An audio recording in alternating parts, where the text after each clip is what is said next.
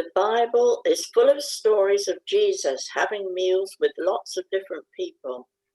Today's story tells us about a special meal that Jesus had with his friends and the important things he had to tell them.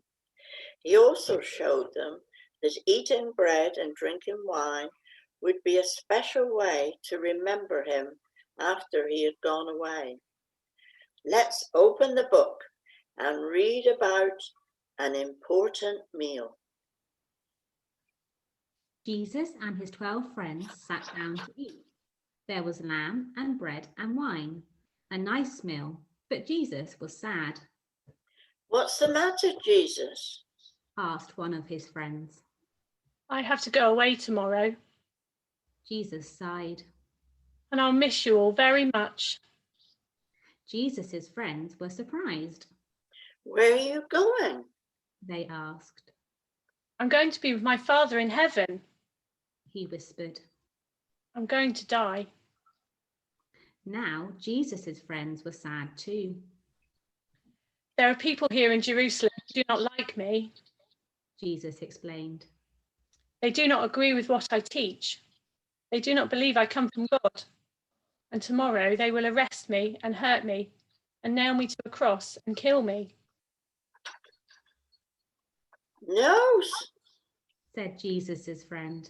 "they will not do that. We will not let them." Jesus looked at them sadly.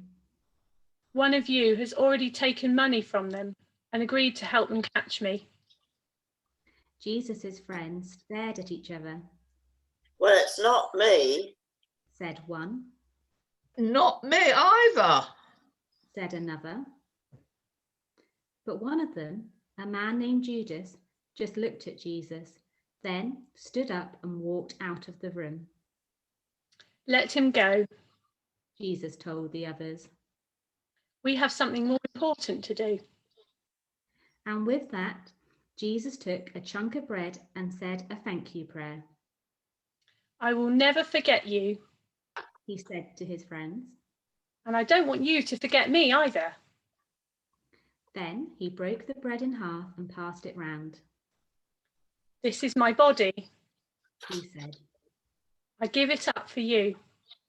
Take it and eat it and remember me.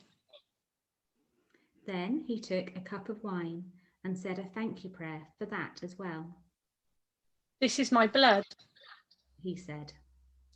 God will use it to wash away all the bad things that anyone has ever done. Take it and drink it and remember me. Then Jesus and his friends sang a goodbye song and walked out together into the night. Jesus loved his friends very much, so he tried to warn them that something very sad was going to happen to him, but they didn't understand. Even though Jesus was sad, he wanted to be with his friends and have a meal with them.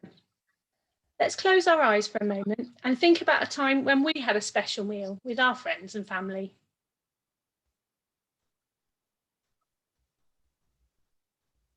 Now I'm going to say a prayer, and if you want to make it your prayer, you can say Amen at the end after me. Dear God, in today's story, Jesus said a thank you prayer before he ate his food. Help us to remember you and thank you before we eat our food. Amen. Amen. Thank you for listening to that story, which was a sad story today, wasn't it? And like Jesus said in that story, something very sad happened to him after that. He was hurt by people that didn't like what he was doing and what he was saying, and he did die. So why do we celebrate at Easter? Some of you might already know. Well, Jesus' dying wasn't the end of that story. He needed to show us all that God's love is much more powerful than all the bad things that can happen in this world. And he did that by coming back to life and showing us there is new life and hope for everyone. And that's what we think about at Easter, isn't it? It's new life. And before you go on your Easter holidays, you will be getting one of these booklets.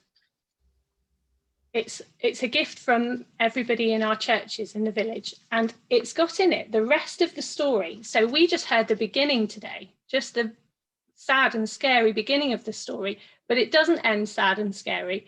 It ends really happy and really hopeful.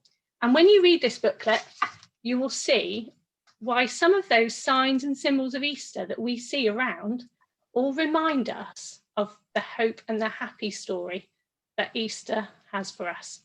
So we hope you have a lovely, lovely Easter holidays. Hope you have a lovely time eating Easter eggs and enjoying some spring weather, we hope. And we look forward to seeing you all soon. Bye-bye. Happy Easter. Bye.